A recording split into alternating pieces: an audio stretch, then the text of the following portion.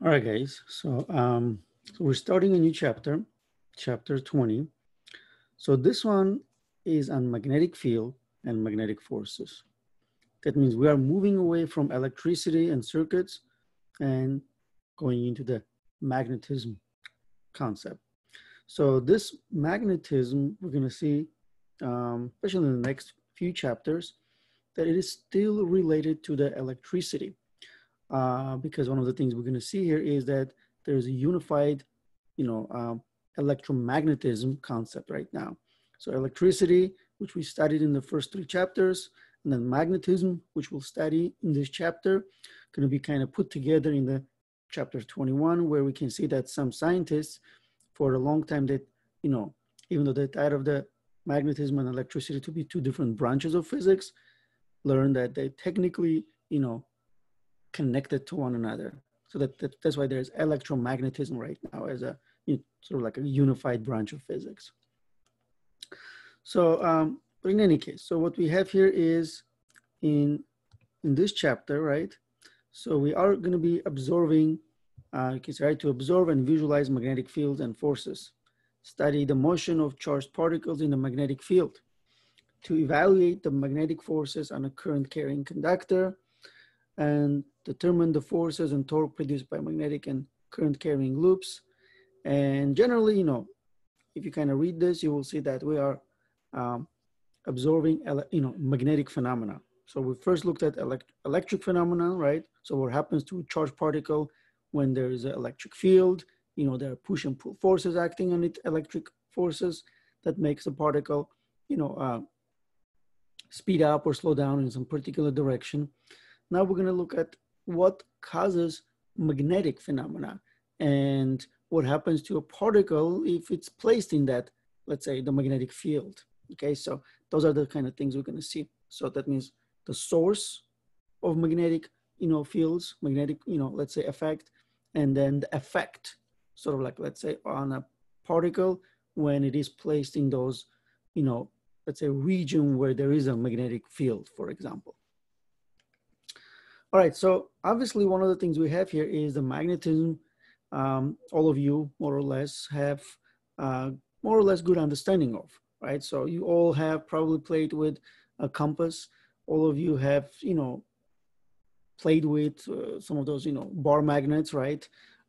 So probably most of you have some kind of magnetic, I don't know, something like on your refrigerator, right? So I'm sure you guys more or less played with two magnets together, right? When you place them to one another, that you can, sometimes you might feel that pull or push force, right, from two magnets because of, like, let's say, each magnet, right, can attract or repel. We're going to see that in a little bit, but it's a little bit more, I guess, visually, easy to understand magnetism than electricity, because, two magnets, bar magnets, compass, something that more or less all of us have been, used at some point. All right, so obviously one thing you probably have, realized at this point in terms of those bar magnets is that they usually work on, let's say, metal objects, work on other metal objects. So let's say if you have a bar magnet, right? So you should be able to, use it on your refrigerator, which is a metal, pick up some, nails, pick up some paper clips and things like that. But, it doesn't really work on many other things, right? You can't pick up, I don't know, your pen or pencil, some piece of paper, right? So a wooden objects and things like that. So a plastic object. So they usually work with specific type of object, mostly, something that contains some kind of iron. All right. So, but in any case, so like, let's say one of the things we have here is a compass is a, perfect example of an object that uses magnetic effect. Because one thing we're going to see in a little bit is that Earth is, more or less can be considered as one giant magnet. And it has, due to the fact that there's a molten core, right? So, but, the idea here is that there is a magnetic effect, magnetic field, that Earth generates, right? Magnetic field. And they're actually very important. We'll talk about that in a little bit. Very important for even our survival, right? So But those magnetic fields are can be detected by using a compass, which is, you know, a device that's been around for thousands of years. So the compass has magnet, and one of the things we're going to see here is one magnet, you know, affected by another magnet or another magnetic source, right? And the compass has, you know, like a magnetic needle, right, which is able to detect Earth's magnetic field and align itself with those fields. So that's why, let's say, you can use compass to detect Earth's north, okay, because it aligns with Earth's magnetic field and points in some specific direction, which we call, let's say, north, and, you know, and we can use that for navigations and things like that. One of the things we will see here is that there's a kind of misconception on that as well. But, you know, let's get there after kind of talking about what is a magnetic, let's say, effect, right? How the magnets affect each other, and then we'll come back to that. All right. So there are a lot of similarities between magnetic, you know, magnetic effect and electric effects. So one of the things we talked about in, like, let's say, chapter 17 and 18 is that, okay, so first you need an electric source, which is a, you know, some kind of particle, right? Some charged particle. So, and those sources create electric fields. So let's say one important thing here is what creates electric field. Same way we're going to talk about what creates magnetic fields, right? So any type of charged particle, positive, negative, generate electric fields. Because then if I, which is, let's say, remember we used to call that a source charge. And then if I bring a test charge and place that test charge in the region where there is already a electric field due to a source charge, then we would see the effect, right? So that test particle will be pushed or pulled relative to the type of, you know, source charge we have and type of, you know, test charge we have, right? So the same thing is here. So we're going to talk about similarities and differences between, you know, electric, you know, effect and magnetic effect, and there are really big differences. So one of the biggest differences here is that we will see is the magnetic effect only, you know, works on moving charges, where the electric effect works on any type of charge, either moving or at rest. That means depending on the state of motion. So in a way, one thing we will see that electric, you know, effect is more or less a little more fundamental. So in any case, the electric effect, magnetic effect have a lot of similar things, and we will see that. And so that's why you can kind of carry some of that knowledge that we had from chapters 17 and 18 into the, you know, this chapter 20. Okay. All right. So let's then talk about this bar magnets, right? So usually what I do whenever I'm teaching a class, physical class, right? Face-to-face class, I would bring some magnets and, you know, as a class we'll play with those, but, you know, we don't have that. So things like this, if you have any type of, you know, a magnet, right, in your house, something on a refrigerator or something like that, you can just take those, you know, if you get 2 of those, right, you can work with them. So one thing we have here is any magnet, let's say here's a bar magnet, and, you know, they can come in a little bit different shapes, but let's take this shape. So they have 2 poles, okay? So we call them poles. One is the north, the other one is south. So here's north, the other one is south. It means one is always going to be north, the other one is always going to be south. And one thing we have here is that it's kind of similar to things like this. So if you have a positive charge and you have a negative charge, so let's say something like that, right? So one side, the north, right? So things like this right now. If I bring another magnet here, right, as you can see in the picture. So actually, you know, let's do that, use that picture over there. So if I bring another magnet and then it happens to be south of the second magnet facing the north of the first magnet, you can see, right, there's a force between them, and that's a force that pulls those magnets toward one another. That means there's an attractive force between 2 magnets if 2 opposite faces, you know, are close to one another. And same thing you can see right here, right? So let's say, again, you bring them, but this time you have a north and south facing each other. Well, they again pull toward each other, right? There's, you know, they're attracted to one another, okay? That means, you know, opposites attract. Just like here, right? If I have negative charge, so let's say some negative Q and some positive Q, you know, they're going to be attracted, right? So there's going to be force on them. So so attractive force between them. So in a way you can see, right, this is a one way they are related to one another, one way they're similar. Electric force attracts to unlike charges, and magnetic force basically attracts to unlike poles. And then here for this picture B, right, you've given, two scenarios where you have a repulsive force between the magnets. Obviously, that means that you have north facing north or south facing south, which means like poles, right? And what we get here, they repel, which kind of similar to this, right? Imagine if you have two negative charges, well, they're gonna repel each other. You have two positive charges, they're gonna, again, repel each other, right? So again, very similar to the electric, forces. So here, they are similar in that case. That means you have, two types of, let's say effect, right? One, or like two types of poles in this case we call, right? North pole, south pole, just like positive charge, negative charge, and they repel and attract similar way. That means unlike charges or unlike poles repel, unlike poles attract, like poles repel. And one of the things we also have here is if you try to, let's say, take a magnet and attract another object, which is, let's say, not a magnet itself, right? You should be able to do that for very few objects. And one thing we have here is technically the electric force can work on everything, but magnetic force, in this case, only works on other objects that have some kind of, iron inside. That means you can pick up nails, paper clips, and things like that, right? But will not work on, let's say, on other things. So more or less we say those objects are magnetized, right? So you can pick it up on other things. So, and this will work regardless of the, let's say, the pole.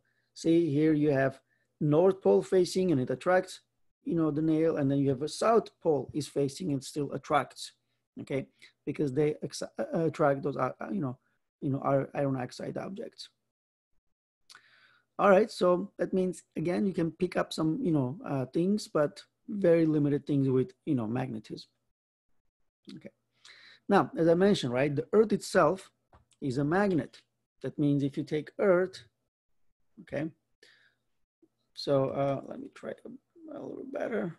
By the way, the Earth itself is not a perfect sphere. So, but, let's say take Earth. We know that Earth, you can think of as, you can think of it as a giant magnet. That means there is a magnetic bar inside, okay? And now one thing we have here is this. So remember one thing we talk about from the geographic point of view. So this is North Pole, right? And we said that this is South Pole. Okay, North Pole and South Pole. But here's what I have. So if you have a compass, remember compass has a needle. Okay, remember the needle of the compass, which we use, that's the North Pole of the compass. Generally, it's let's say it's always attracted and pointing in a specific direction. And then whenever, let's say, usually, let's say it's colored red, right? So, and whenever it's pointing, we say, okay, so that's the North Pole. Okay. But here's the thing. If this is the north of the magnetic or the magnet inside the compass, will it be attracted to another north? Of course not, right? North is not attracted to north. North is attracted to South Pole. Well, which means that right now there is kind of like this misconception, right?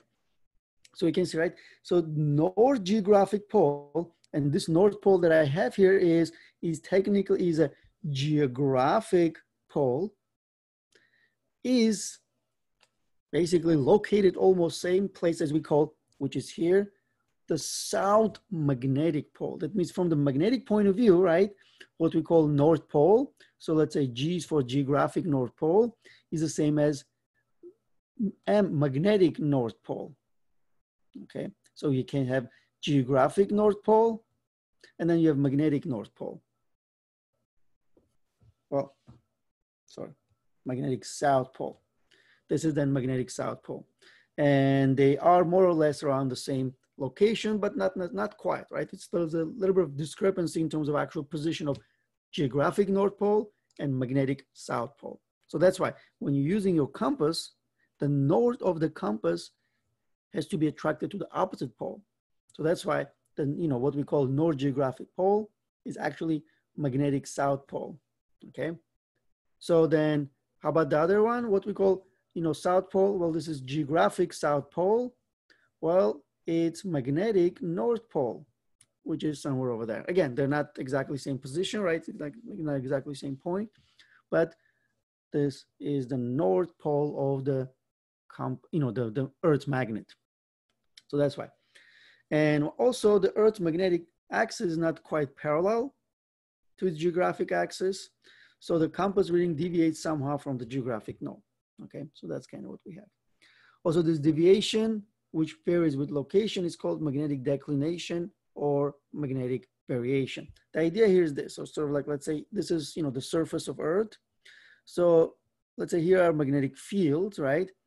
Or magnetic field lines, but technically the magnetic field itself is a little bit at an angle like that. Okay, so that's why technically if you see your compass, it's a little bit, tilted toward down. So there's what we call this declination angle. All right, so, or inclination. So here's like the magnetic field is not horizontal at most points. It's angle up or down. So it's called magnetic inclination, okay? So the magnetic, declination or variation is in terms of the actual position. They're not kind of quite the same. Right, here's then the picture of that, right? So you can see that what we call, geographic North Pole is somewhere right there. Right there, right? Where this is then the magnetic South Pole. So geographic North Pole and magnetic South Pole, right? So we have 2 points of interest, but if you're talking about, let's say, magnetic effect, right? We don't really care about geographic North Pole, okay? What we care here about is the magnetic poles. So magnetic South Pole, and here is magnetic, North Pole. Okay, those are the 2 points of interest. Because one of the things we have here is this. So if I come back to that bar magnet, remember this was North Pole and this was South Pole. So one of the things we have from this bar magnet is this. This is a source of magnetic fields, and the magnetic field, the way it, generated from the bar magnet is that it starts from North Pole, at least, let's kind of like say that it starts from North Pole, or you can see that it's, originated from North Pole, and then it goes and comes back to South Pole. So that's the kind of direction. So starts from North Pole, goes and comes back to South Pole. So in terms of direction, that's how it goes. That means from north to south, okay? That means, for example, any magnetic field that you are looking from this bar magnet is gonna be like that, from North Pole to South Pole like that. But unlike, and at least like, let's say from this particular case, right? It's similar to the negative and positive charges, right? Remember, so there's this, if you're talking about, right, there's this field that goes from positive to negative charge, okay? But here's then one thing we have. Electric field is actually starts at the positive charge and let's say ends, right, at the negative charge. So this is the electric field. Starts and ends. That means it has a starting point and it has an end point, okay? Or you can say that, here it starts or it's generated, and on the other side it is terminated.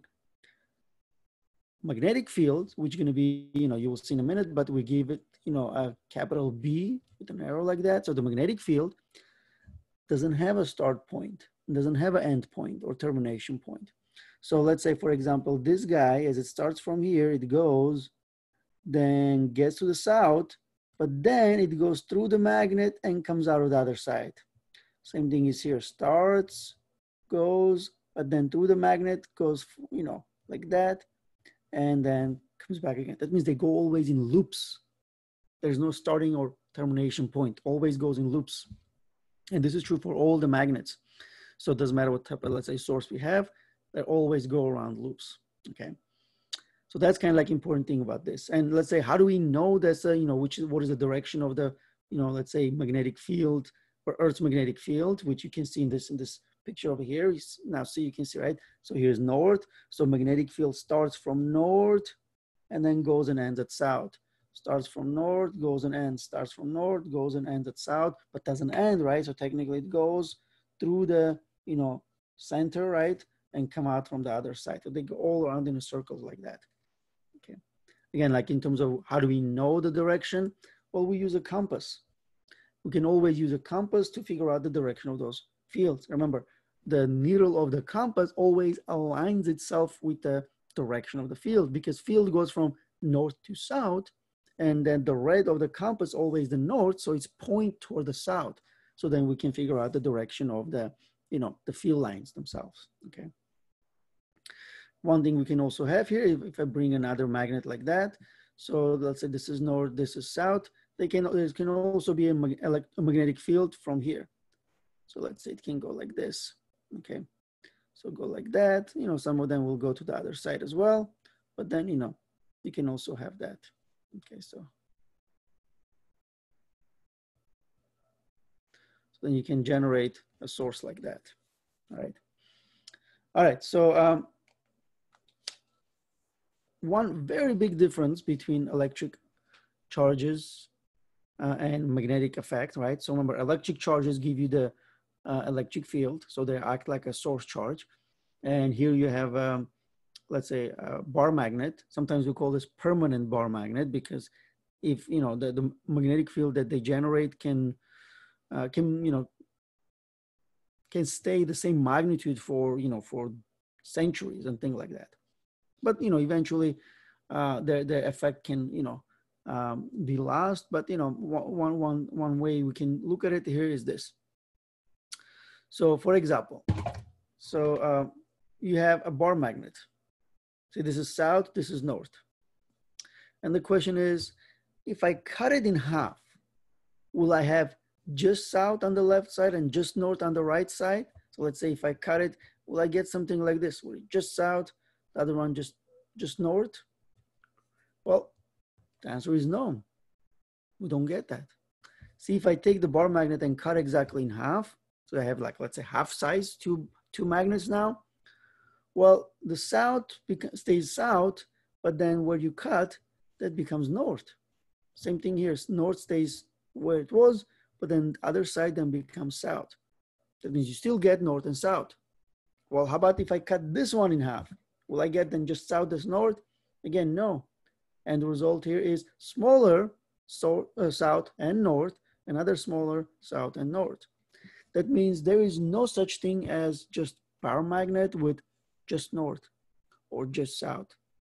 That means as small as you can go, right, you're still gonna get two poles, where that's not the case for the, if you remember, so we call this electric dipole. So, and this one, so let's say, remember we call this electric dipole. See, this was positive and negative charges, right? And well, one thing I can do, I can just take this guy here and move it and have it just, one charge, and generates its electric field like this, right? No problem. And I can take this and move it here, and this, generate its own electric fields, no problem. Well, there's no such thing as magnetic monopole. You can say they don't exist. There's no experimental evidence of that. That means it's a big difference between electric, let's say monopole and magnetic monopole. So there is electric and magnetic dipoles, but there is electric monopole, but no magnetic monopole. Okay, and it's a big difference. So if anybody, let's say discovers something like that, right? So that's basically a Nobel Prize, right? Because so far that has not been, discovered, and there's no experimental evidence in terms of, like, let's say something that you can do, okay, and demonstrate that here's some kind of magnetic monopole that you can create and maintain. All right, so bar magnets are basically one source of magnetic fields. That means whenever you need to create a, let's say, a magnetic field, right, you can use the permanent bar magnets, okay? But there was another source of, magnetic fields, which was discovered by accident in the 1800s. And that, that experiment was very, very, very, very important, because it, one way, let's say, showed that electricity and magnetism are related. Okay, so let's kind of very quickly talk about that, accidental discovery. So it was, I think, Hans Christian Ørsted. He was a high school teacher doing an experiment in his classroom. And one of the things he had here is, for example, so let's say this was his desk, and then on his desk he had like a DC circuit. So I don't know, maybe like some kind of battery, and I don't know, maybe something there, some kind of, let's say experiment, so device that, had wires connected, and he was demonstrating something. Okay, and let's say there was a switch here. Let's say here's a switch, and he also had a compass on his desk. All right, so here's a compass, and that's the north of the compass, for example. All right, so let me try again with the compass. So let's say here's a compass, where here's the north of the compass. And here's what I have. So this north of the compass, remember, so if you take a compass, right, it will eventually detect Earth's magnetic field and align itself with Earth's magnetic field. So let's say in this case, it's pointing in that direction. Okay, that means that's the direction of Earth's magnetic field. Okay, and if you don't have another bar magnet nearby, then compass always aligns itself with Earth's magnetic field. And when Ørsted was doing his experiment, he had just, compass on his desk. He was not using it, but it was on his desk. He was demonstrating electric, circuits. So one of the things he did then, he closed the switch.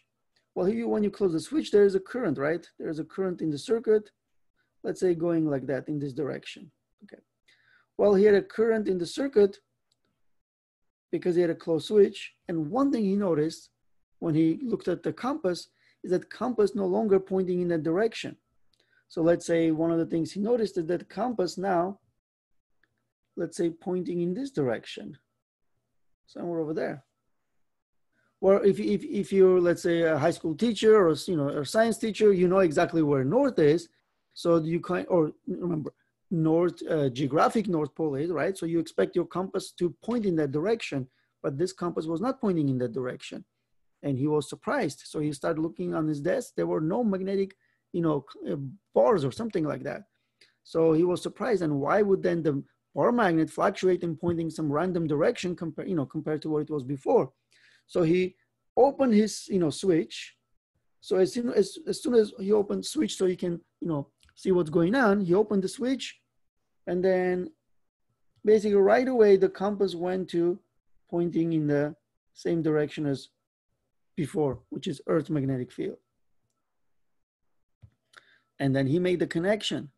That means he went back and he closed the switch. As soon as he closed the switch, compass again fluctuated and was pointing in some direction, which is not Earth's magnetic field. So then he again opened the switch, compass went back toward the Earth's magnetic field. Closed the switch, compass fluctuated. What he realized then, the current, as soon as you close the switch, there's a current. And then the current in the wire affected the compass. It can only affect the compass if the compass detects another magnetic source. But there was no other magnetic source that he knew of. And at that time, they didn't know that current in the wire can affect, a compass. That means can create a magnetic, field. But he was able to discover that indeed current running in a wire is a magnetic source. It can generate a magnetic field. So then here, let's look at several examples here. So let's say you put you take a compass and put it on top of a wire. And you can see, right, the compass right now pointing toward north. Well, that means, remember, this is, geographic north, right? So, but let's say he's pointing toward north. It's easy just to say it like that. Well, the compass, it's pointing toward north, no problem, because let's say if you know that's the direction of the north, so let's say if you know that this is north, right? Let's say geographic North Pole, that means the compass is working fine, nothing wrong with that. and Earth is the only magnetic source. But this happens when there is no current in the wire. So when there is no current in the wire, you get that. That means, the compass pointing in the actual direction of the Earth's, geographic North Pole. But then let's say that you turn on the switch or, close the switch. What you see here is there's a current going, let's say, up, right? That means there's a current through the, through the wire. And look what happens to the compass.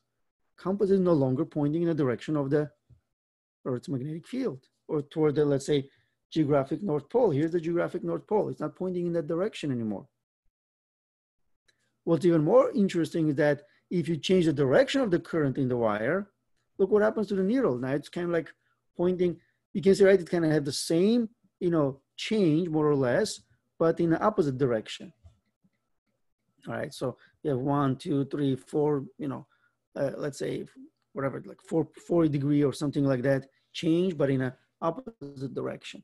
That means not only the current in a wire generates magnetic field, but also the direction of the current generates different direction magnetic field. And we're gonna see that, in a little bit, but the idea here is this discovery just showed that, current, which remember, current is what? Current is moving charges. Charged particles moving in one direction, let's say, or, let's say collectively moving in one direction. That's what we define current to be, right?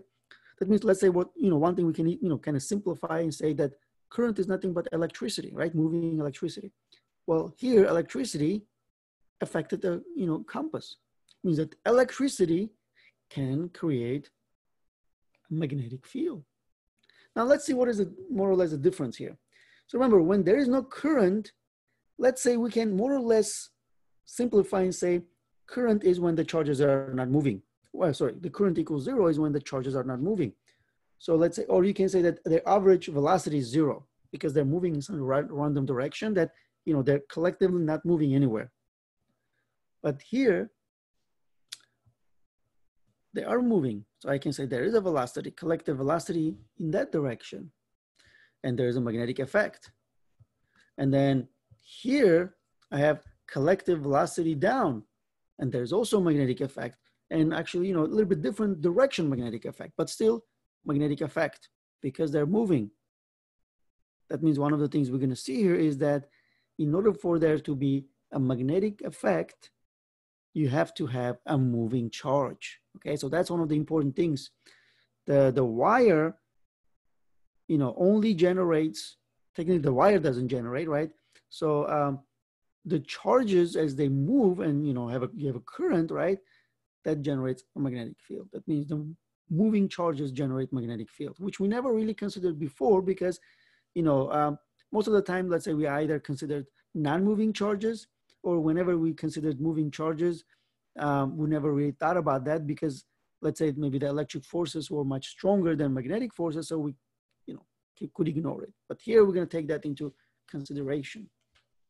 All right, so that means a moving charge or current creates a magnetic field. Obviously, if you have a one moving charge, so let's say if you have a one moving charge with some, charge moving with some direction, right, velocity, it generates a magnetic field.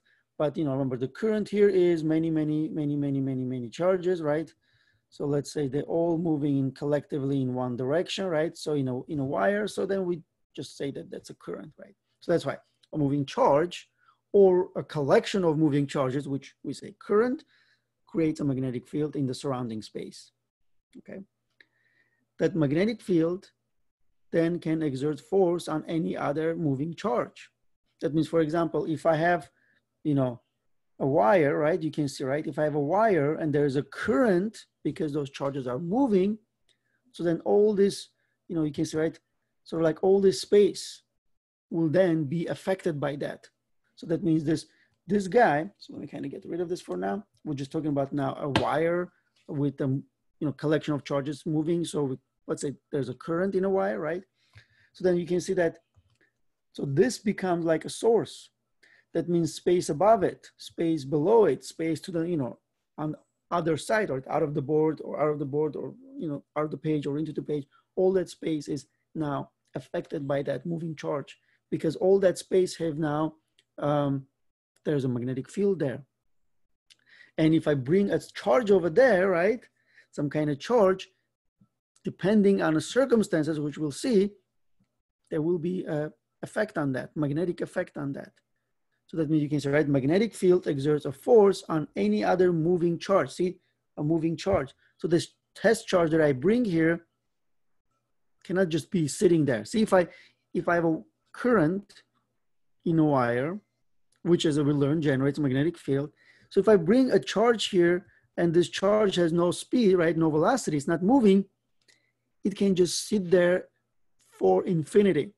It will no any type of magnetic force or magnetic effect, will move that charge.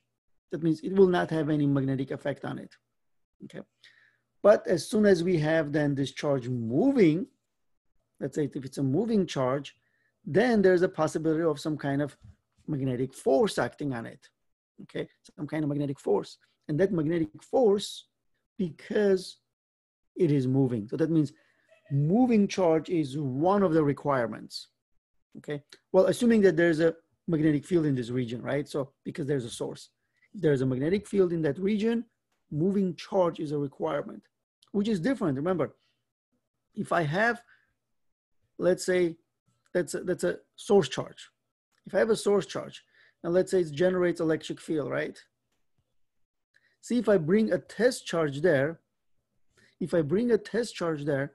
regardless if that test charge is at rest or it's moving, there is a electric force on it. See, if I bring the test charge and put it there and let go, there's going to be force in this direction, right? Because it's a positive charge, positive source charge is going to be pushed in the direction of the electric field. Okay, that's it. That means there's a force acting on it, electric force, because it's a test charge and because there's electric field. That's it. And we all even know the direction, right? It's either in the direction if it's a positive charge of the electric field, or in the opposite direction of the electric field if it's a negative charge, right? So if I bring a negative charge and put it there, it's going to be then attracted to that source, right? So that's kind of like, simple, much simpler actually. And it doesn't matter if it's at the rest or if I just put it there and just push it, doesn't matter. There's electric force on it right away. And the electric force will be in a direction either of the electric field or opposite, depending on what type of test charge it is. Okay. Magnetic forces are a little bit different. So there are a lot more conditions need to be satisfied for there to be a magnetic force. Again, for example, as I said, right? So if there is, let's say, a magnetic field, I don't know, let's say magnetic field. If I put a test charge there that is not moving, that magnetic field doesn't do anything to that test charge, okay? So that's why one requirement has to be moving, okay? But again, there are some other conditions that we will see in the next few slides. So you can see, right, like an electric field, a magnetic field is a vector field. So that's why you can see I put an arrow on top. And that means it has a magnitude, it has a direction, right? It can be then broken down into components. It might have an X component, Y component, Z component. And you have to, when you're adding vectors together, right, you might have magnetic field due to several sources where you have to add them together, right, all those things. So, but then you have to use the vector addition of magnetic fields, right? So whenever you're talking about magnetic field or magnetic force, those are vector, just like electric field and electric force. So you have to use all that vector algebra that we learned and have been using up to this point. So you can see, right, we use, uppercase B for the magnetic field, and it's a magnitude, it's a vector, so it has magnitude and direction. And you can see, right, at any position, the direction of B is defined as the direction in which the north pole of a compass needle tends to point. So let's say, how do I know in which direction is the magnetic field due to that wire? Well, I bring a magnetic field, I bring a compass, and I use it to find the magnetic field. Now, if you're very close to the wire, then technically the wire generates much more magnetic field than Earth. Okay, Earth's magnetic field is relatively weak, but if it's the only thing, the compass detects that. But if there is a much stronger compass, much stronger source of magnetic field, right, then it will dominate. So that's why, for example, right, if you're talking about, in this case, right, if you talk about the current running through a wire and you have a compass kind of far away from that, it will not be affected by the wire maybe, but if you bring it closer, right, then it will be affected, okay? Then maybe it will kind of like change its direction and things like that, right? So, but it also has a very unique type of, direction when you have a wire. So because one of the things we're gonna see here is when you have a wire, the way it generates magnetic field is very different how electric source generates electric field. So for example, if you have a wire, right, and there's a current going up, the way it generates its magnetic field is in kind of like circular path. So that means, for example, magnetic field, this is one of those magnetic fields, is going around this wire, all right? Kind of like those, or sometimes you say it curls around the wire, and the direction will be in terms of what we can, you call it's a right-hand rule. That means, for example, let me try to do that. So let's say if this is your thumb and those are your fingers, right? Thing like that. You put your thumb in the direction of the current, and in which direction your fingers curl, that's the direction of the magnetic field. And you can see, right, for now, if you put your thumb in the direction of the current, which is up, and you can see, right, then your fingers will, if you open your palm, right, and then you curl your fingers, they will curl counterclockwise. That means that will be the direction of all those magnetic fields. So that means the magnetic field will be counterclockwise if you have an upward current. And for example, if you have a downward current, they also generate, magnetic field like that.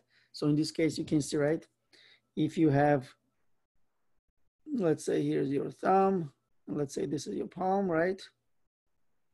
See, then if you do it like that, so put it like that, and now try to curl. Well, you only can curl inward, right, into the board, right? But you can see, right, it kind of goes clockwise, right? Your fingers will go clockwise.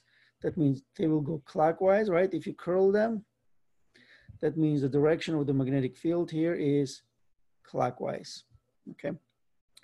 All right, so those are the kinds of some of the things that we have. That means magnetic field is usually like a circular like that, right? If you have a wire. And that's why if I bring a compass here, see the compass in this case will point in that direction, right? The compass will point in this direction. I put a compass will point in that direction, which tells me in which direction the magnetic field is curling, okay? All right, so let's do this. Okay, a few more things over there. So you can see that the units for magnetic field is Tesla, right? So, which is abbreviated by capital T. And this is after the company Tesla, right? By Elon Musk. Well, not really. So the Tesla obviously is not because of the company Tesla, but Nikola Tesla, a scientist, innovator, basically a genius, right? Who did, incredible amount of contribution to electricity and magnetism and circuits and things like that. I highly recommend you guys read, some of his books or some of the books written about him. He was really, like, let's say, way ahead of his time. And, we'll still come back and see some of the contribution that he did. But, I mean, you can imagine, right? His contribution is so great that the units for the magnetic field, is in, after him. So it's Tesla, where the electric field doesn't really have any units, right? It's just newtons per coulomb. All right, so in any case, so one important thing here is, see, magnetic fields are things that have been around for thousands of years, right? So, or at least, effect of magnetism, we knew about that. So magnetic field as a force or as a field, right, as a vector field, have been around for several hundred years. But Nikola Tesla, basically lived in, 20th century, right? So that means, this magnetic field unit is, let's say, roughly 100-year-old. And one thing we have here, the units for magnetic field had another name before, it was changed to Tesla. And the uniform magnetic field before Tesla was Gauss. And the Gauss is a giant, right? He was incredible, he had incredible contribution to science, to physics, to mathematics and things like that. So he was basically, one of the most important scientists in the 19th century. I can imagine how much we take, like Tesla's contribution, right, in regards to that we actually had to change Gauss into Tesla. All right, so in any case, Gauss still sometimes used for to represent, let's say, Earth's magnetic field, right? We'll talk about that. So here's kind of to summarize some of those things. So you can see then the unit for Tesla is 1 Newton per amperes times meters, right? So in a little bit, when I give you the equation, for example, right, for the force acting on the object due to, let's say, the moving charge or the current and things like that, you might see this equation and you will understand, let's say, why it has that. But and right now, think like this, right? Let's say the unit of magnetic field is Tesla, okay? And there's a CGS unit. That means we take SI unit, right, as Tesla, but we can still use CGS units. So the Gauss remained part of it, but it's as a CGS unit. And here's a kind of like a conversion from Gauss to Tesla, all right?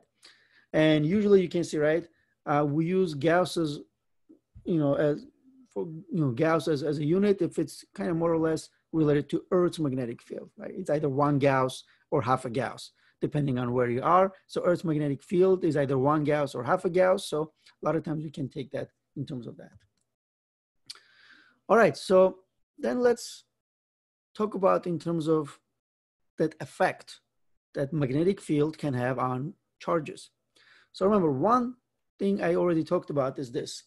So for example, if there is a magnetic field, remember, let's say I can represent it as a vector, right? And I can say, all right, so let's say there's a north somewhere here, right? And south somewhere over there. And there's a uniform magnetic field between those, north and south poles, okay? All right, so then I bring a test charge. Here's a test charge, some Q. Okay. Well, test charge is not moving, so I just place it there.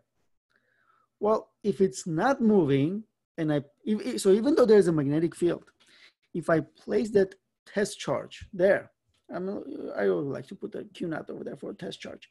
If I put that test charge in a region where there's a magnetic field and it's not moving, nothing will happen to that charge. It will just continue sitting there, all right? Because as I said, right, one thing we have here is it has to be moving for it to have some kind of magnetic force, which is a little bit different, right? As I explained, right? For example, if there's an electric field, I place a test charge in that electric field, regardless of its state of motion. There, if it's positive charge, for example, is going to be force acting on it in the direction of electric field. That's it. Right away, it's going to be pushed. If it's moving or at rest, doesn't matter. For the magnetic force, it's a bit more complicated. If there's a magnetic field, first of all, obviously there has to be a magnetic field. Let's say there's a magnetic field, and there has to be a charged particle. There's a charged particle, but it's not moving. That means magnetic force, I write it like this, right, is 0. There's absolutely no magnetic force on that particle. All right, so let's push that particle. Let's have it move now. Well, let's look at then this case here. All right, so now the particle is moving. Well, there's 3 conditions satisfied. There is a magnetic field, done. There is a charged particle, done. It is moving, done, but there is still no magnetic force. All right, so magnetic force still 0. All right, so it's kind of weird, but it's still 0. And the reason this is 0, because velocity of the particle is parallel to the magnetic field in that region. You can say either in the same direction. That means, this f of b, right, is 0 when theta equals 0 degrees or theta equals 180 degrees. It's always going to be 0, right? And this theta is between those 2 vectors. So you're dealing with two vectors, right? Velocity and magnetic field. And if they are in the same direction or opposite direction, that means like parallel, right? There is no force acting on it. That means this particle can move in the direction of the field or in the opposite direction of the field as long as it wants, right? There will be no effect from that field. Okay. Now, when does that field, exert force on the particle? Well, as soon as there's a little bit of, you can see, right? As soon as there's a little bit of, theta, right, between magnetic field and then the velocity, that means if the theta is greater than 0, right, and less than 180, then there is a magnetic force, okay?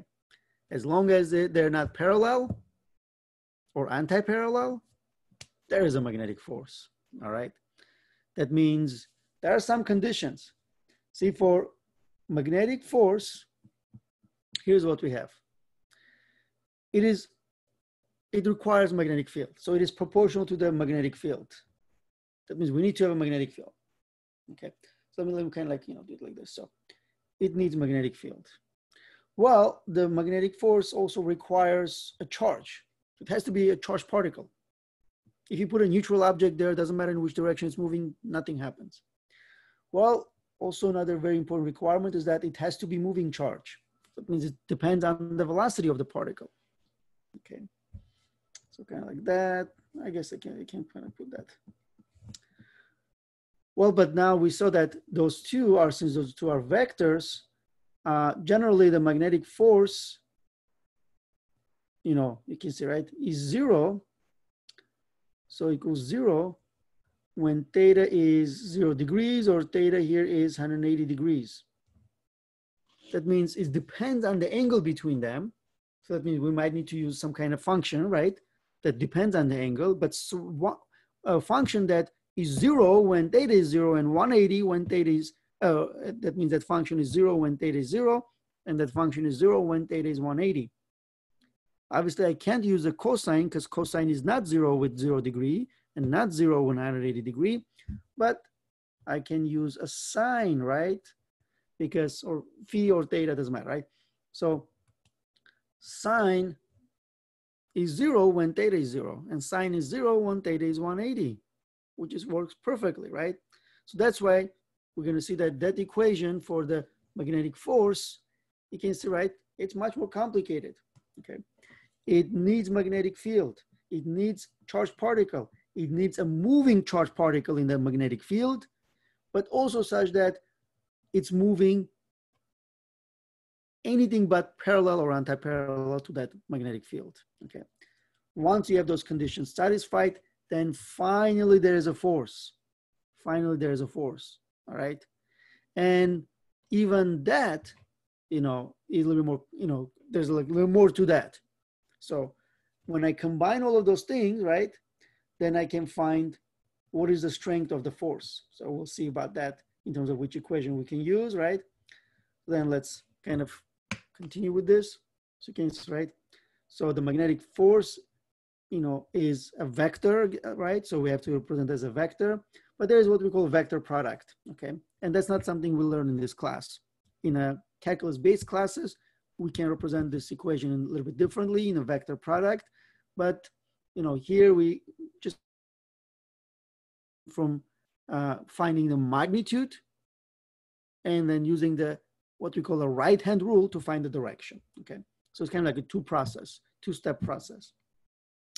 Okay, so let's then find the magnitude first. You can see, right?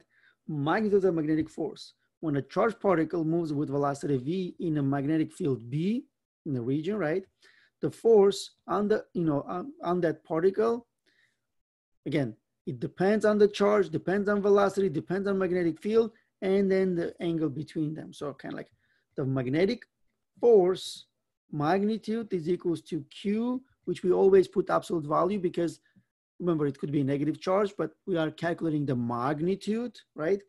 So it's Q times speed times magnetic field magnitude and times sine of phi, which is the angle between force and magnetic field, okay?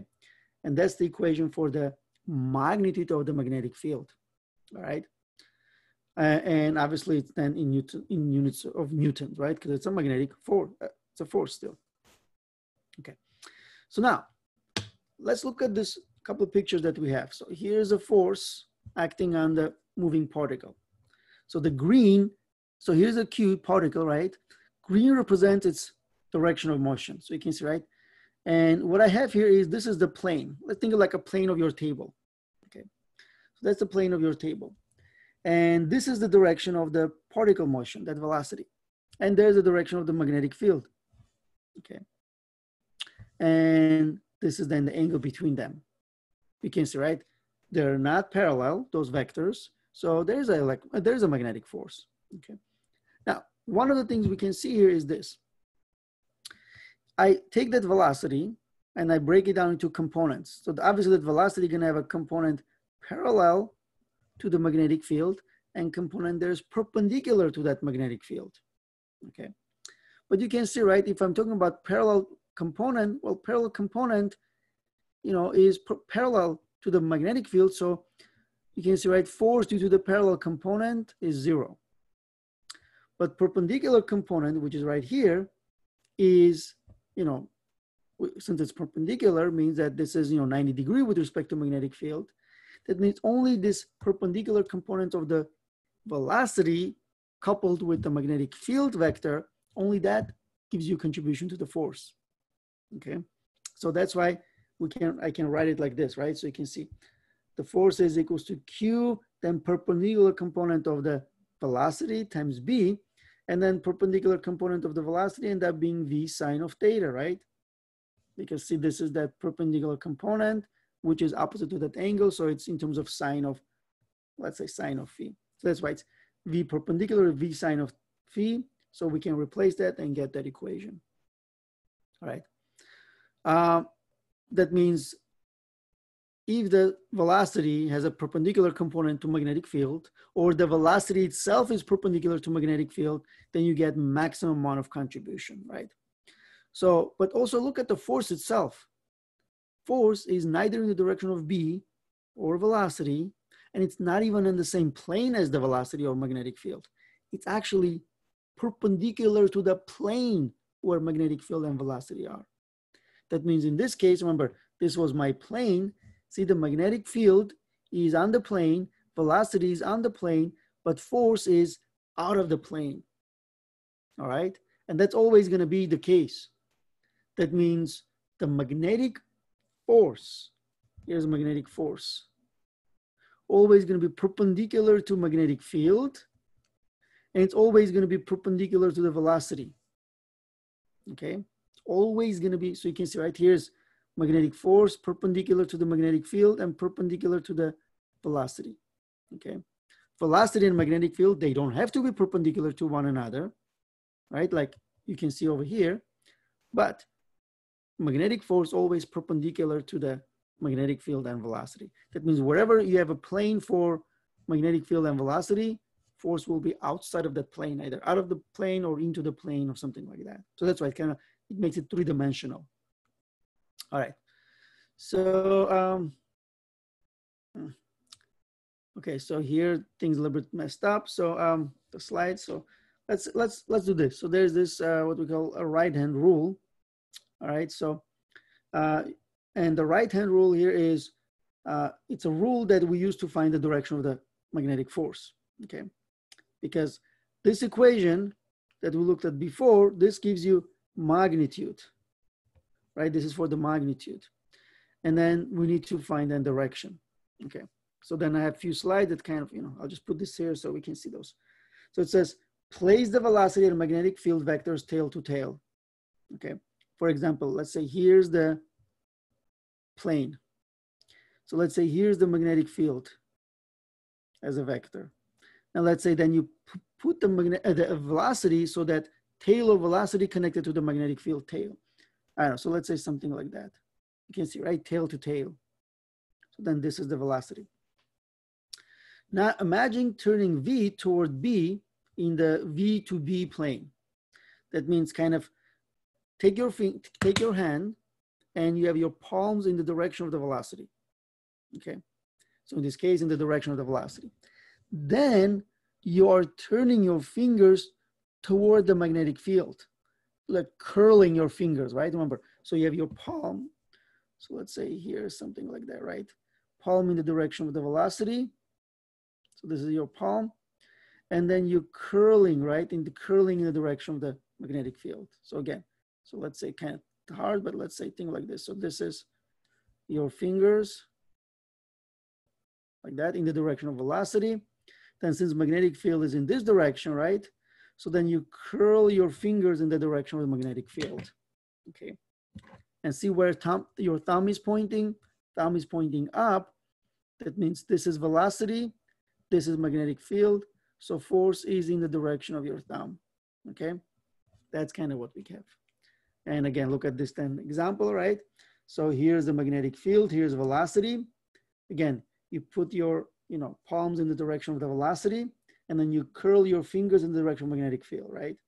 So you can see, right? So let's say here's the thumb and here's your fingers. So then see, this is kind of matches the velocity direction. And then you curl your fingers in the direction of magnetic field, right? Because only in that direction you can curl.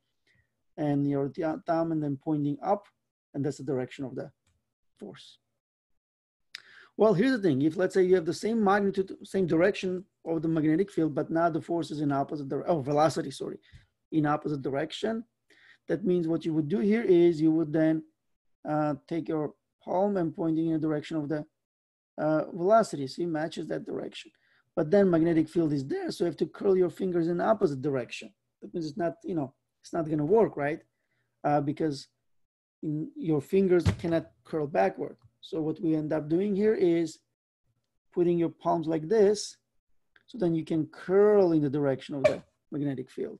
But in that case, see, your thumb is pointing down, which matches the direction of the magnetic force. All right, so again, try to kind of use this as a way of figuring out the direction of the magnetic force. All right, so then we're gonna do a couple of examples here to kind of summarize everything together and find forces acting on the particles.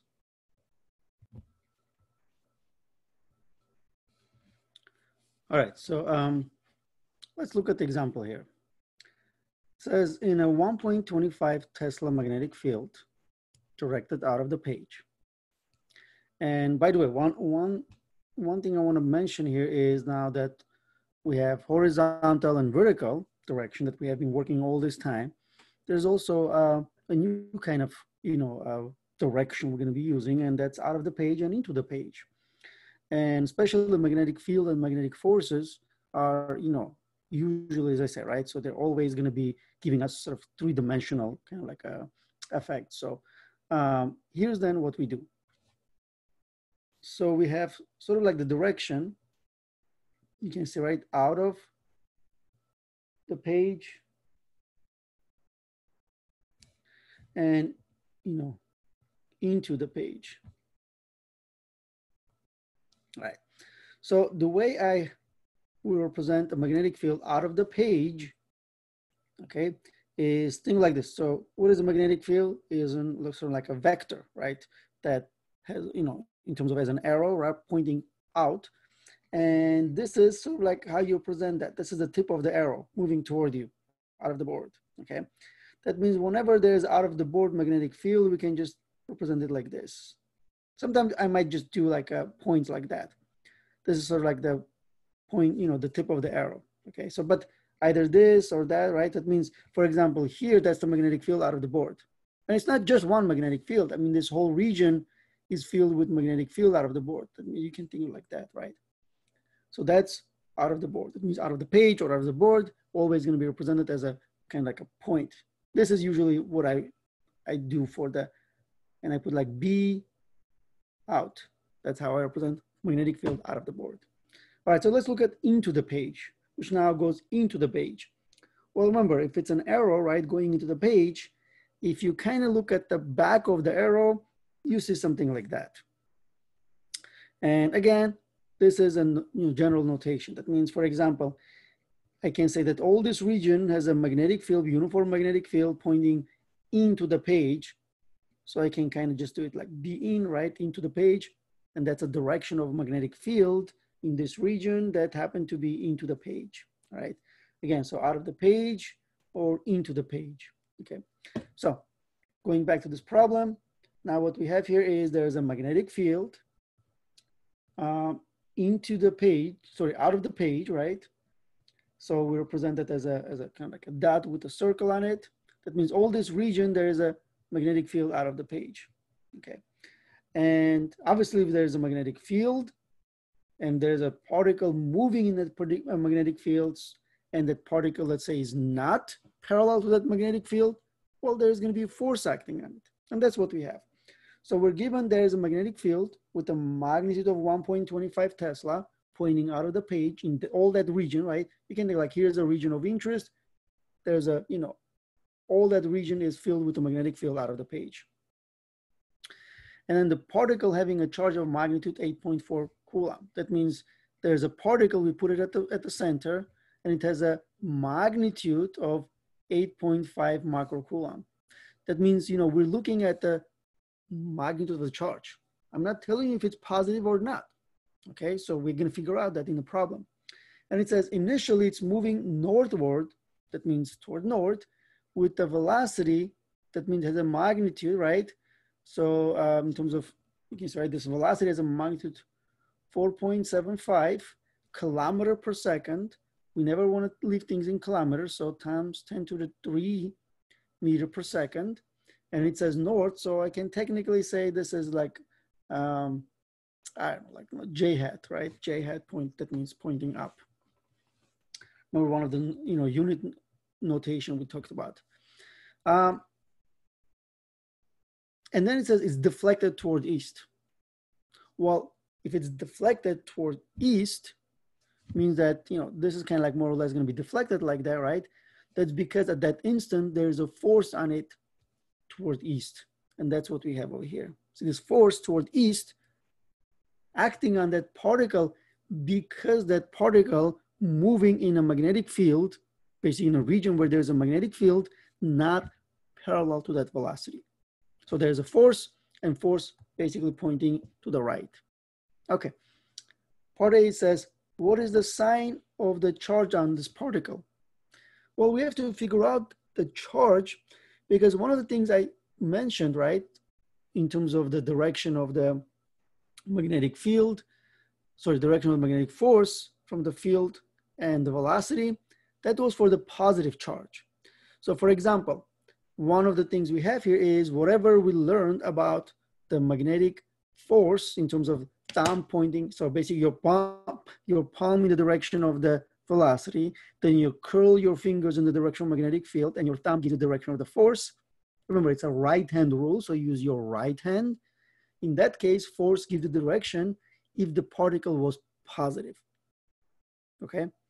But if the particle was negative, then you can use the same thing, your fingers in the direction of the velocity, you curl in the direction of the magnetic field, you look at where your thumb is pointing, but then you switch the direction of your thumb by 180 degrees and take that as a direction of the force, because you're talking about the negative charge rather than positive charge. That means your thumb is switched by 180 degrees if you're dealing with a, you know, negative charge rather than positive charge. Because a right-hand rule, you know, on its original form gives you the direction of the force on a positive moving charge. But, you know, all you have to do is just, you know, you find it where your thumb is pointing, then just say, okay, so it's the force actually is in the opposite direction. Now, here's what we can do over here. This is kind of like, let's say, a simple case of you're given all the vectors, velocity, magnetic field, and even force, and you want to verify what type of charge do you have. See, if I'm using, for example, see, the magnetic field is out of the board, right? So it's out of the board. That means I am given the magnetic field direction out of the board. I'm giving the velocity direction. So for example, the way I would do here is this. So I will take my right hand, and I have my fingers then pointing in the direction of velocity, my palm pointing in this direction of the velocity, like this, okay? And then I need to find in which direction I need to curl so I get the magnetic field toward the direction. That means I have to curl it out of the page, okay? Which, means that my thumb will be in this direction. So then I can curl this, out of the page. So you can see right here's my fingers or my palm in the direction of the velocity, right? And then when I'm, my fingers in the direction of velocity and I curl in the direction of the, magnetic field, which is out of the page, my thumb is pointing to the right, which means that's the direction of the force, or that should be the direction of the force if this particle is positive. Well, we are given the force actually in the same direction as our thumb is pointing. That means this charge has to be a positive charge, because according to right-hand rule, if there's an out-of-the-board magnetic field and particle moving up northward, the force acting on it should be east. And that's exactly what we have. Force is east. That means part A means that our particle here is positive, okay? Then the second one says, find the magnetic force on that particle. Well, what we do here is find the magnetic force. Q times V times B times sine of phi. We can see that magnetic field is out of the board, velocity is north. In a way, magnetic field is in a positive Z direction, velocity in a positive Y direction. So phi here is 90 degrees because Z axis and Y axis are perpendicular to one another. So this just becomes QVB, which I can find this by putting 8.5 times 10 to the negative 6 Coulomb. Then the velocity of 4.75 times 10 to the 3 meter per second, and then 1.25 Tesla to find the magnitude of the force, okay? And I can find that to be 0.0505 newtons. And we have the direction, right? It's east, but the magnitude is then 0.0505 newtons acting on this positive charge.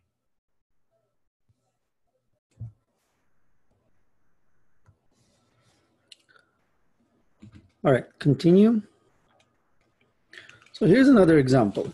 So we have a particle with a charge of negative 2.5 times 10 to the negative 8 Coulomb is moving with an instantaneous velocity of magnitude 40 kilometer per second in the XY plane at an angle of 50 degrees counterclockwise from the positive x-axis.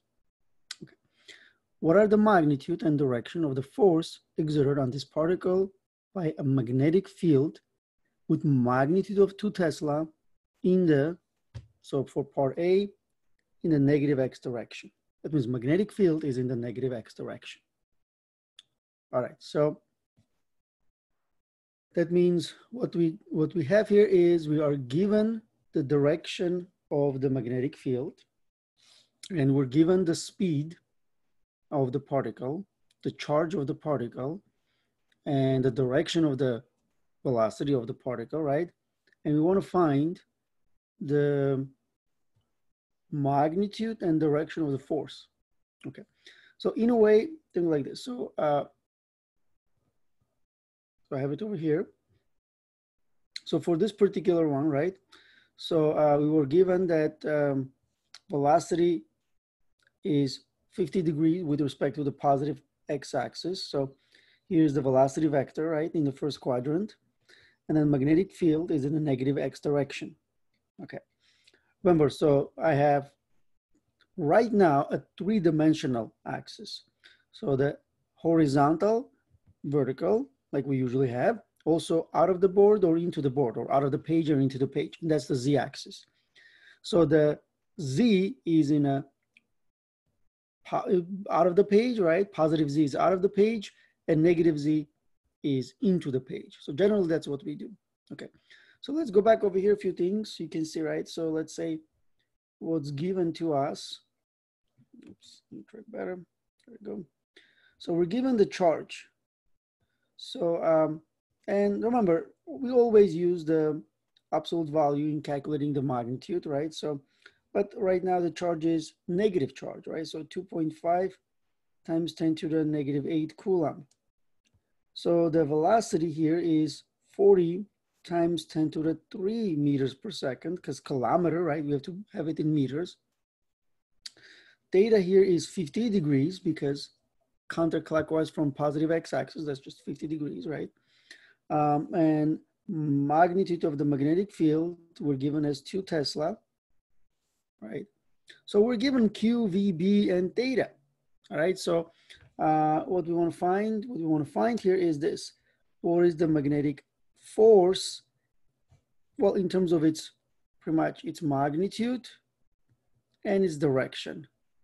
So that's kind of what we want to do, all right? Again, so if you take this, your coordinate system, so this is X, this is Y, and then Z here is out of the board or into the board, okay?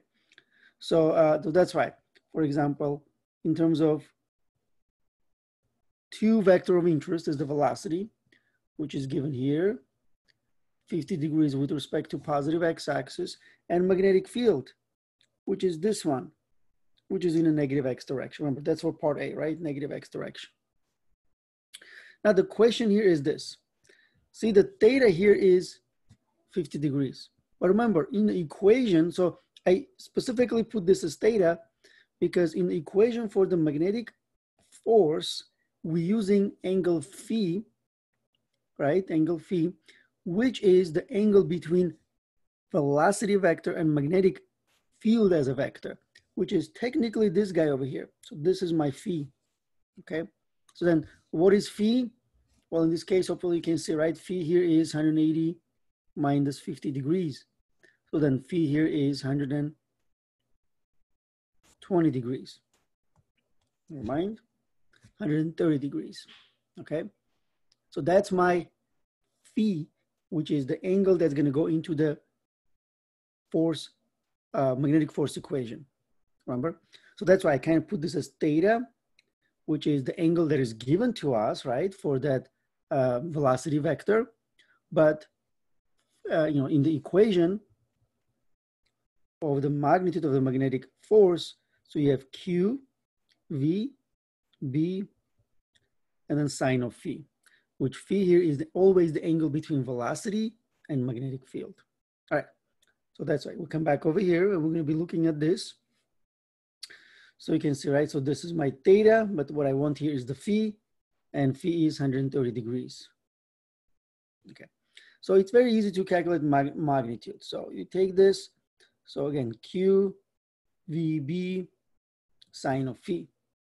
Okay, again, take absolute value for the Q, which is 2.5 times 10 to the negative 8 Coulomb. So it is negative, but you know, we take an absolute value of that. So velocity was 40 times 10 to the 3 meters per second. Magnetic field was 2 Tesla. And then we have sine of 130 degrees. So if you calculate that, we get 1.53 times 10 to the negative 3 newtons. That's the magnitude, all right? So the next is what is then the direction, okay? So that is the magnitude of force that's gonna, you know, be acting on that negative charge, okay? So the direction will be here using right-hand rule. So we need to find, using right-hand rule, remember, you find the direction for the positive charge, right? Right-hand rule is designed so that thumb always gives you the force of the positive charge. Then at the end, we're gonna just switch the direction to, you know, make that the direction of the force of a negative charge. All right, so what you do here is, again, you have your fingers in the direction of the, so think like this, these are your fingers, right, in the direction of the velocity. And you need to be able to curl, right? And you need to be able to curl toward the magnetic field. So that means you need to be able to do that. So that's why, if those are your fingers pointing in the direction of velocity, and if you curl, so your thumb kind of then will be like that, right? Out of the board. So that means if you do that, so maybe I don't know, something like that, right? So that your fingers, that you're going to be curling toward the magnetic field, and your thumb will be then out of the board, okay? So that's why the right-hand rule direction is in the positive z direction, so that the force, you know, let's say would have been, for if it was a positive charge, out of the board. But we're dealing with a negative charge, right? So that means you use right hand rule to find that your thumb is pointing out of the board, but because it's a negative charge, you just take the 180 degree for that. That means you take the negative z direction as your, force direction. That means the force, magnetic force, right, is equals to 1.53 times 10 to the negative 3 newtons. And you can just say, into the page. Or we can just say negative z direction, like that. And that's the answer for this problem. Sorry, that was part A. So part B is this. So if you kind of go back here, it says same problem, same particle, same direction of the velocity, but the magnetic field now is in a positive z direction. Okay, so let's see what changes. Well, I have kind of like the answer over there. What changes for this particular part, let's say part B, is this. So let me kind of do that. So think like this. So B is no longer there. So I still have my, let me change the color. So this is my x-axis, right? So then what I have here is I still have the same direction for the velocity, but let's do maybe different color here, maybe black. So this is the magnetic field in the z direction. Well, where is z direction? Is here, right? Out of the board. So this is B. So technically it's in a positive z direction, right? So positive z direction, that means out of the board. Okay. Now, what do we do here? Well, what is the theta, in this case? Oh, remember, so we're talking about phi in this case, right? The angle phi. Well, think like this. The phi here is between velocity and, let's say, the magnetic field. So you can see, right, velocity technically now is in the XY plane, right? It's in the XY plane.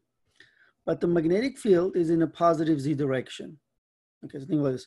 So if this is the plane, the velocity is in that plane, but you're talking about something that is out of the page. See, it doesn't matter in which direction is the velocity on that plane. If something here is out of the plane, they're perpendicular. Okay, that means phi here is 90 degrees because it's talking about velocity and the magnetic field, and velocity is on the plane of the page. The velocity is on the plane of the page, but magnetic field is out of the plane of the page. That means they're perpendicular. So in this case, phi is 90 degrees. Okay. That means when I go and calculate that, I'm going to get 90 degrees. The next question is how to find the direction of the force. Well, remember, again, you have your fingers in the direction of the velocity. So let's say here's the direction of, here are your fingers in the direction of the velocity. But now the magnetic field here is out of the board. That means you have to curl toward the magnetic field. Well, if you do that, that means your finger is going to be, or your hand is going to be like that, where your thumb is going to be pointing in that direction, right? Try to do that. See, your fingers in the direction of velocity, then you curl out of the page. Your thumb is pointing in that direction, somewhere in the fourth quadrant, right? That means, but what you do here, you take the opposite of that, which is 180 degrees. So technically, you have this is the direction, so which is right here.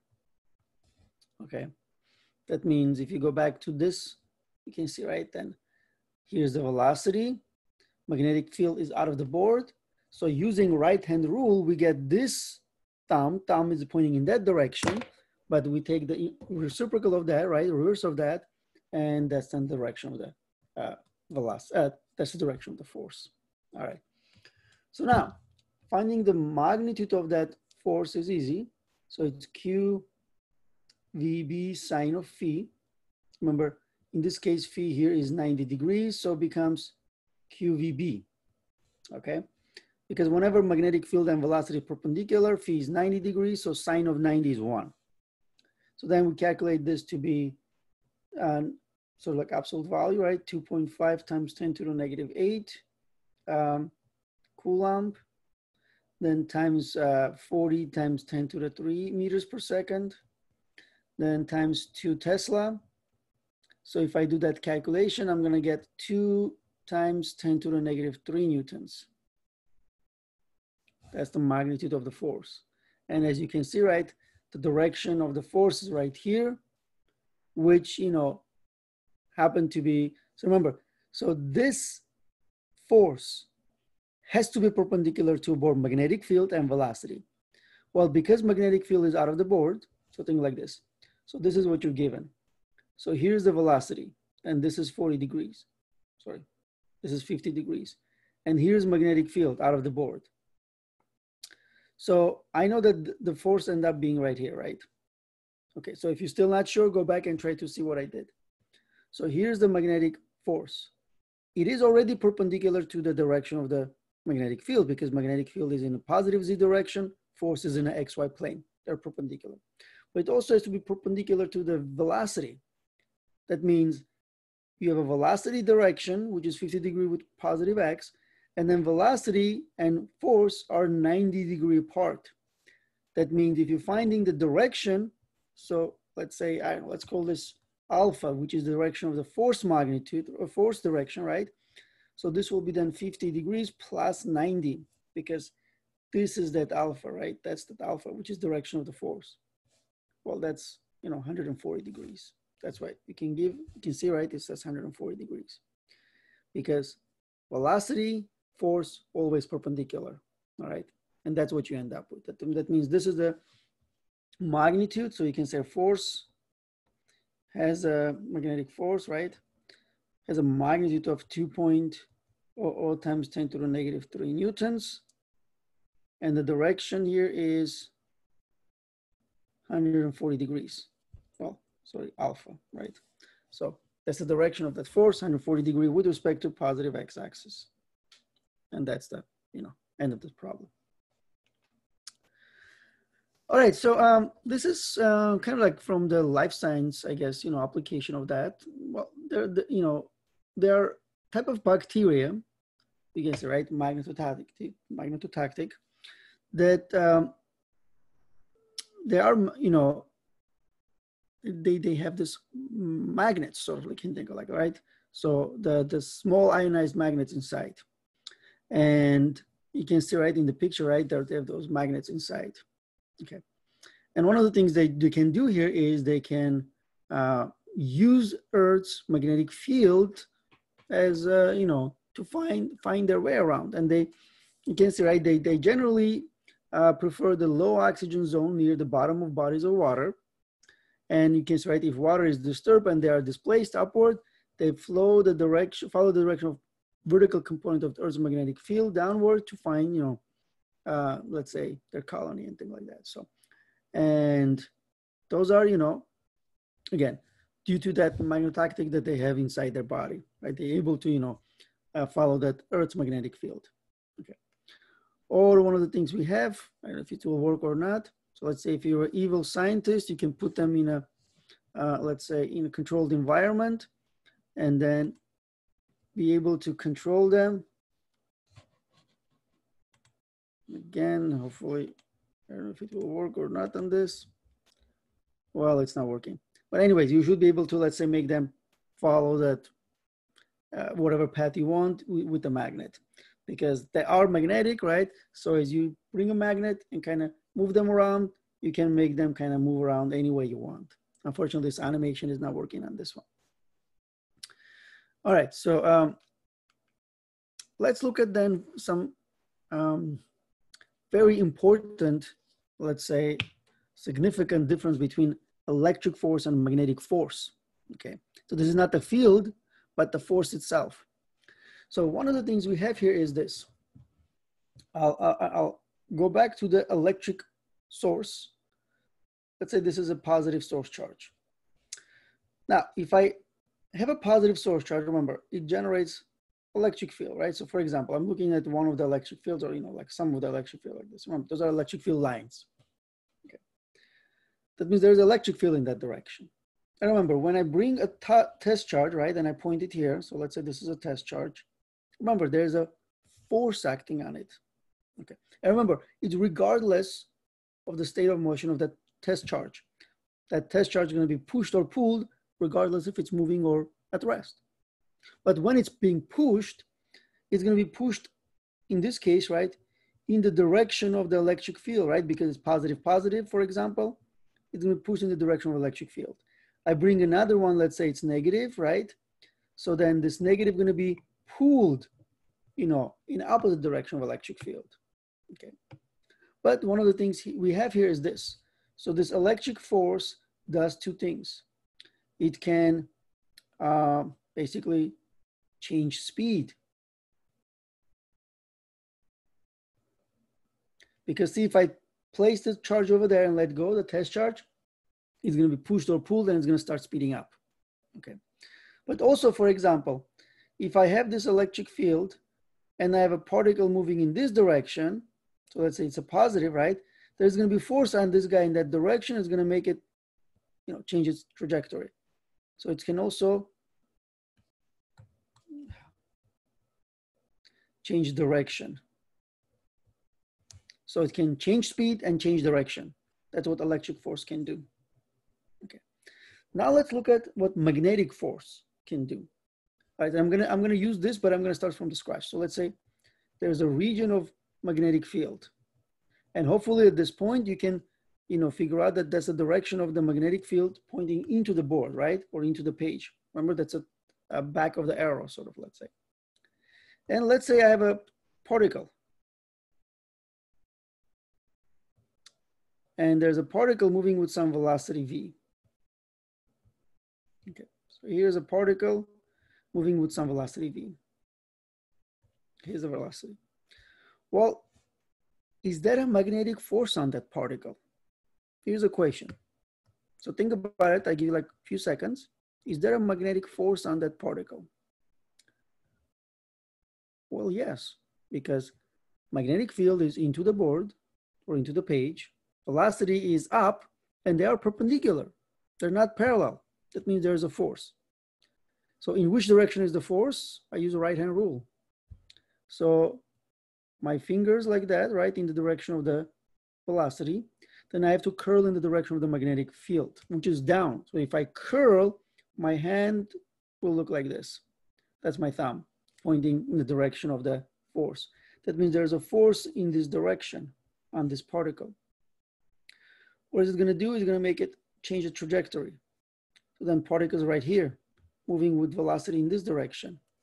Well, again, if I use a right-hand rule, again, you can try to do that.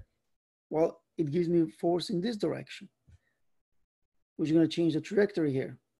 Then the particle is here with this velocity. What happens? Right-hand rule tells me that there's a force like that.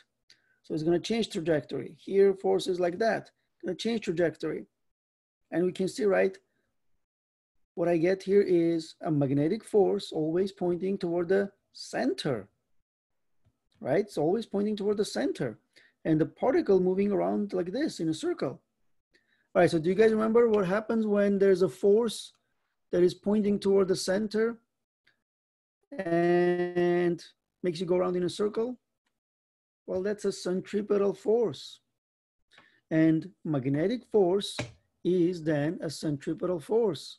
All right, so centripetal force changes your direction, but does not change your speed. So if I look at this as 5 meters per second, here is going to be 5 meters per second, here is going to be 5 meters per second. Anywhere you look at, it's 5 meters per second. But obviously, it will make you change your direction. You're going to go around in a circle like that. So it's a sort of like a uniform circular path, but you're changing your velocity. So I mean, you are moving, you're changing your velocity, and if there's a magnetic field perpendicular to the velocity or something like that, right, there's a force. All right, so hopefully you guys remember this equation for the centripetal force, because remember, there's a centripetal acceleration, which was speed squared divided by radius, right? And then F equals ma, and A is v squared over r, so the centripetal force equals mv squared over r. This was the centripetal force equation that we learned in chapter 6. Now, the magnetic force happened to be centripetal force. That means magnetic field changes objects or particles' trajectory but never changes its speed. It cannot speed up or slow down the particle. It can only change direction. So you can see what a big difference between electric force and magnetic force. Electric force can change your direction, can change your speed. Magnetic force can only change your direction, right? So that's why when charged particles from the sun come toward Earth, Earth magnetic field can only redirect them, but it cannot slow them down, but it can redirect them toward the poles. Okay, so we're going to see some, I have a slide about that. But the idea here is this. So this is centripetal force, right? And centripetal force is a force that always points in the direction of the center. Okay, and we know that here's the centripetal force, and it's equals to mv squared over r. But centripetal force happens to be the magnetic force. That means magnetic force equals mv squared over r. But magnetic force is equals to then qvb sine of phi. But as in the previous example, when I talked about that, right? Remember, magnetic field was into the page, velocity was in a xy plane, so they were perpendicular. So phi is 90 degrees, sine of phi is 1. So this just becomes qvb because sine of phi is just equals to 1. That means what we have is this, mv squared over r equals qvb.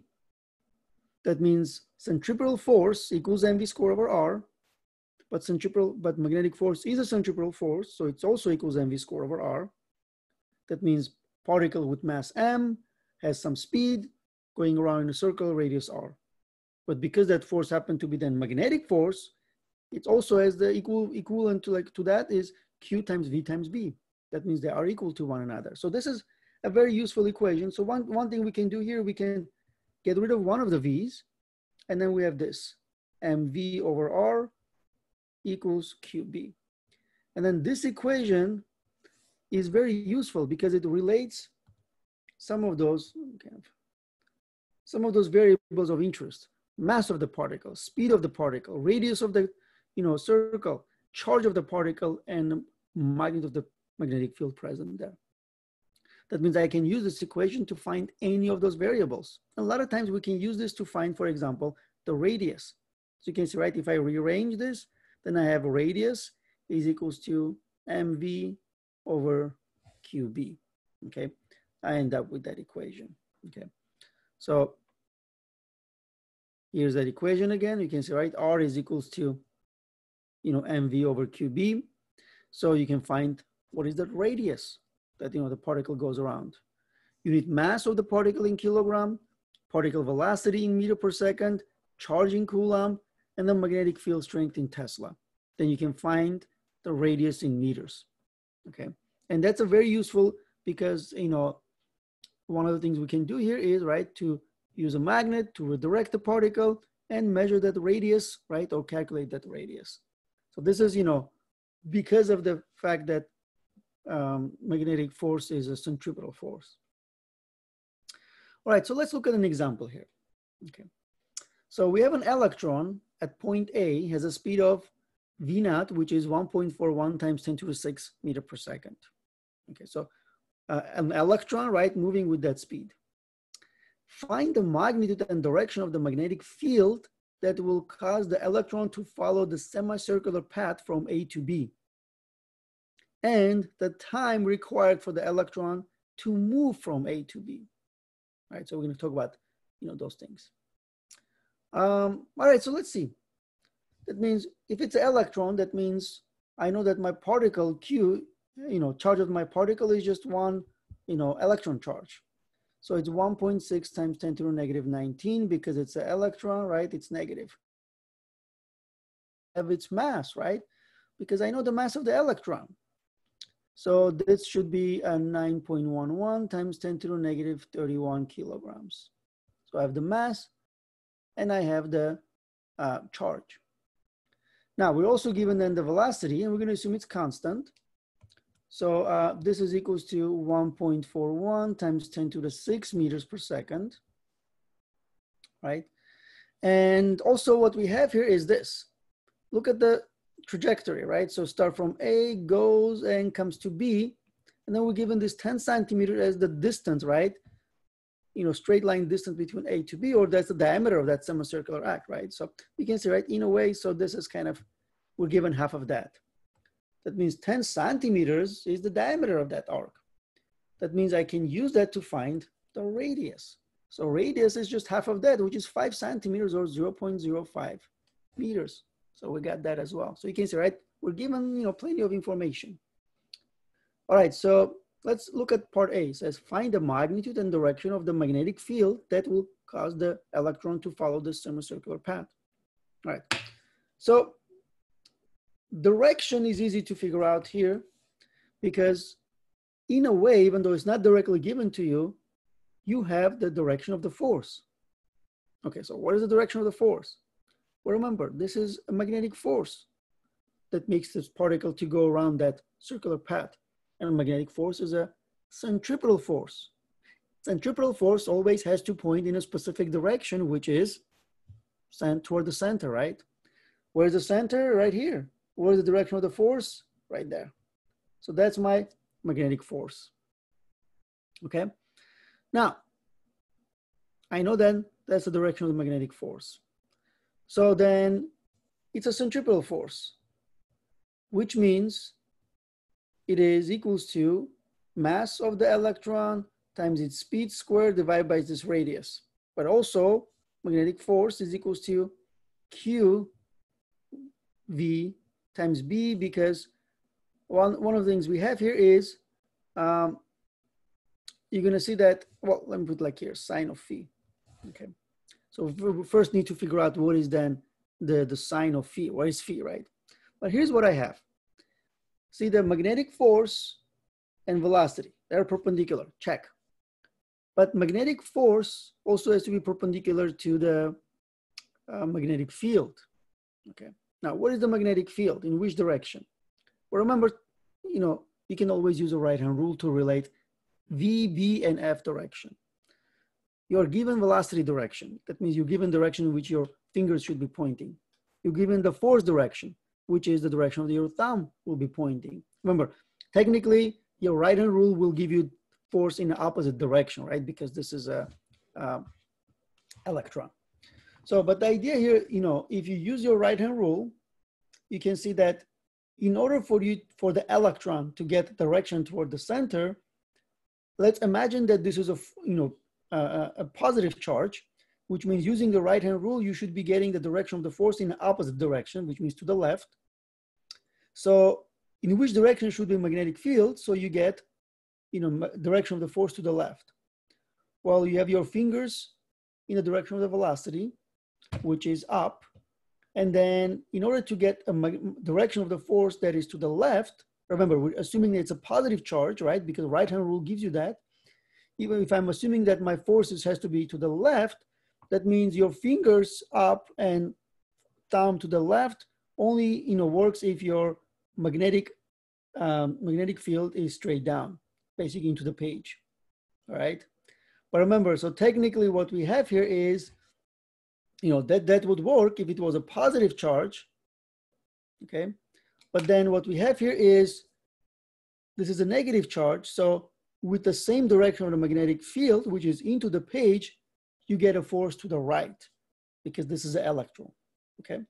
That means the direction of the magnetic field in this case is into the page, okay? Is into the page, right? So one extra thing.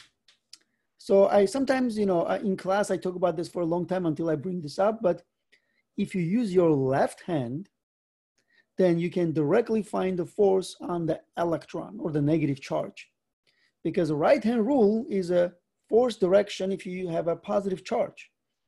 There is no such thing as left-hand rule, but left hand then technically give you the force directly for the negative charge. See, point your fingers in the direction of the velocity, then curl your fingers into the page. You can see, right, your thumb is pointing to the right. Your left hand gives you the force directly if it was a negative charge. Your right hand, if you point your fingers in the direction of velocity and then curl into the page, gives you to the left. You can see, right, to the left, to the right, depending which hand you're using. So in a way, you can think of it like that. Right hand is for the positive charges, The left hand is for the negative charges. And then you can always get the force for the negative charge. All right, that means B is into the page, which means that magnetic field and velocity perpendicular to one another. So phi here is 90 degrees. That means sine of phi here is 1.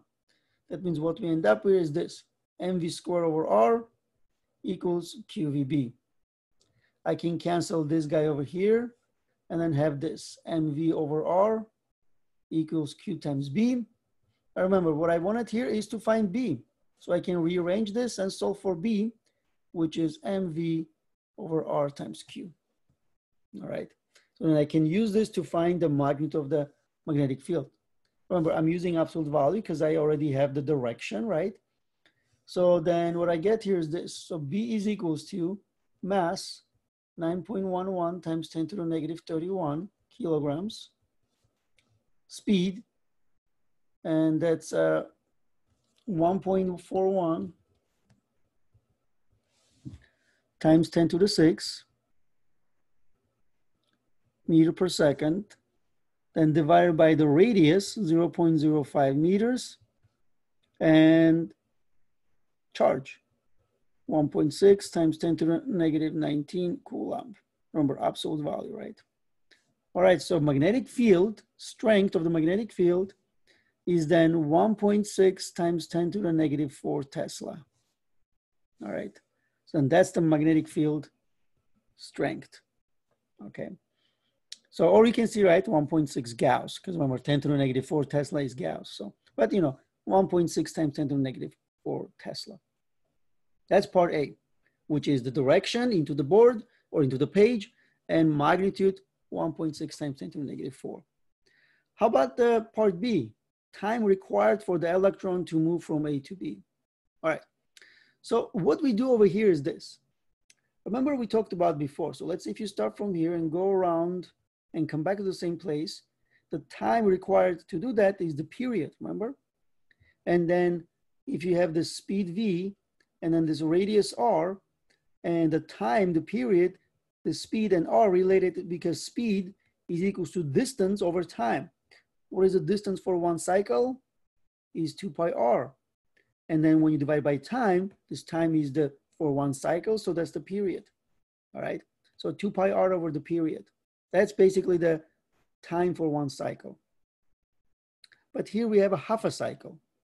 That means speed is equals to the distance from A to B, that you know, circular R, right? Which is what? Which is half a circumference. That means, you know, half of 2 pi R, which is pi R. And divided by the time it takes to go from A to B, which is not the period, but half of period. So we can just put some T. It's not the period, it's just basically half of the period. But then from here, I can just solve for the time, right? Because time will be then pi R divided by the speed. Because pi R is the distance from here to there, right? That's distance. And then divided by speed. All right, pi times 0.05 meters divided by, well, the speed is then 1.41 times 10 to the 6 meters per second. So the time here is 1.11 times 10 to the negative 7 seconds. All right, which is about 100, roughly 100 nanoseconds or something like that. So it's a very fast moving particles, right? So 5 centimeters takes no time for it to cover, right? But remember, so in a way you could have found the period and just divide by half, right? Because it's the half a circle, so you can just basically do the same thing. Right. All right, so then this was basically part B. So this is part A, this is part B, right? So we were able to find magnitude, direction for the magnetic field, and how long it takes for the particle to go from point A to point B. All right, so here's one more example. So a proton moves in a 65 centimeter radius circular orbit that is perpendicular to a uniform magnetic field of magnitude 0.75 Tesla. So in this problem, basically we're given the radius, or we're given that some particle moving with some velocity, and then it's moving in a circular orbit. So let's say something like that, right? And we're told that there's a radius of 0.65 meters, okay? And then the magnetic field, which is perpendicular to that, right?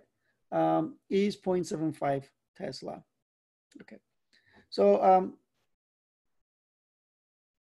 that means if it says, the perpendicular to uniform magnetic field, that means, the phi here is equals to 90 degrees. That means sine of phi is equals to 1. That's kind of what we have. All right, so what is the orbital period for the motion? All right, so that's what we want to find. Remember that equation for the period, right? So speed is equals to 2 pi times the radius divided by the period. That means period then is equals to 2 pi r divided by the speed. So here's that equation. If I want to find the period, it's the circumference, right? 2 pi r divided by the speed v. The problem here, I'm not given speed.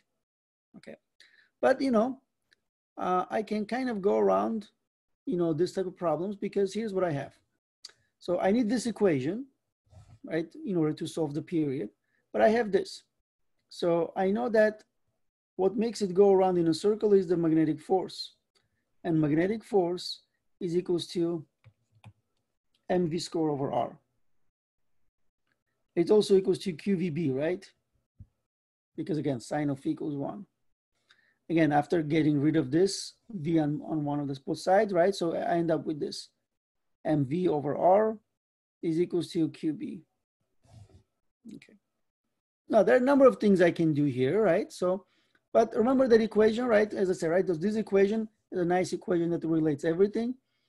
So, for example, right? Remember that radius equation that I derived? So this was mv over qb, or you can just solve for v and then do the substitution. But look at this, r equals mv over qb, right? So I'm going to come back to this period equation and say 2 pi, but for r I'm going to put mv over qb. This is equals to v. You can see, right? I can cancel v. That's it. So this becomes 2 pi m over qb. That means I don't even need to know what the speed is, and I can just calculate that. At least for now, I don't need to, let's say, know what the speed is. Okay, but here's what I have. So it's 2 pi times the mass. It's a proton, so it's 1.67 times 10 to the negative 27 kilograms. And then divided by charge, 1.6 times 10 to the negative 19 coulomb. And the magnetic field, which is 0.75 Tesla. All right. So what we're going to get here is roughly 87 nanoseconds. Okay, so that's going to be the period for this particle to go around one time. All right, so part B is asking what is the speed. Okay, so now what I can do here is this. So now that I have the period, I have the radius. Remember, I can have this equation. V is equals to circumference over the period, right?